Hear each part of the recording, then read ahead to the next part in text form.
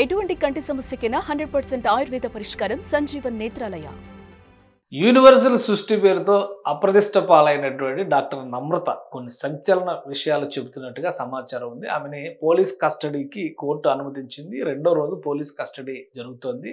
కస్టడీకి వచ్చేటప్పుడే తనను ఇబ్బంది పెడుతున్నారంటూ మీడియా ముందర వాపోయారు డాక్టర్ నమ్రత. అలానే ఇద్దరు అధికారుల పేర్లు, ఆంధ్రప్రదేశ్కు చెందినటువంటి ఇద్దరు అధికారుల పేర్లు, ఒక మాజీ ఐఏఎస్ అధికారి, ప్రస్తుతం ఇంకా సర్వీసులో ఉన్నటువంటి ఒక ఐపీఎస్ అధికారి, వీళ్ళిద్దరి పాత్ర పైన కూడా ఆమె కొన్ని అనుమానాస్పద వ్యాఖ్యలు చేసింది, తీవ్ర ఆరోపణలు కూడా చేశారనేటువంటి సమాచారం వస్తుంది. పోలీసులు దీనిపైన ఎలాంటి క్లారిటీ ఇవ్వలేదు, కానీ తనను మాత్రం ఇన్వెస్టిగేషన్లో ఇబ్బంది పెడుతున్నారని ఆందోళన వ్యక్తం చేస్తున్నారు డాక్టర్ నమ్రత. వాస్తవానికి విశాఖ కేంద్రంగా ఈ సృష్టి భాగవతాలు మొదలైనవి. దాదాపు 14 కేసులు నమోదైనాయి. గత 7-8 ఏళ్లుగా అనేక కేసులు ఉన్నప్పటికీ కూడా సృష్టి, యూనివర్సల్ సృష్టి, సృష్టి ఇన్ఫెర్టిలిటీ సెంటర్, ఇట్లా రకరకాల పేర్లు మార్పులు చేస్తూ సృష్టి అనేది కామన్గా ఉంది. దాంతో ఆ పేరుతోనే హైదరాబాద్లో, విజయవాడలో, విశాఖలో ఆమె కార్యకలాపాలు నిర్వహించారు. కానీ విశాఖ కేంద్రంగానే ఈ సరోగసి వ్యవహారం మొత్తం కూడా నడిచింది.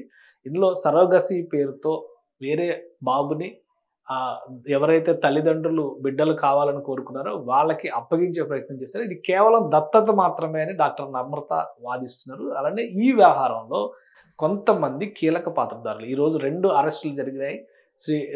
విశాఖపట్నంలో సృష్టి కేంద్రం మేనేజర్గా వ్యవహరిస్తున్నటువంటి ఒక మహిళని, అలానే ఈ సరోగసికి సంబంధించి కీలక పాత్ర పోషించినటువంటి అస్సాంకి చెందిన మరో యువతిని కూడా అదుపులోకి తీసుకున్నారు పోలీసులు. వారి నుంచి కూడా సమాచారం రాబడుతున్నారు.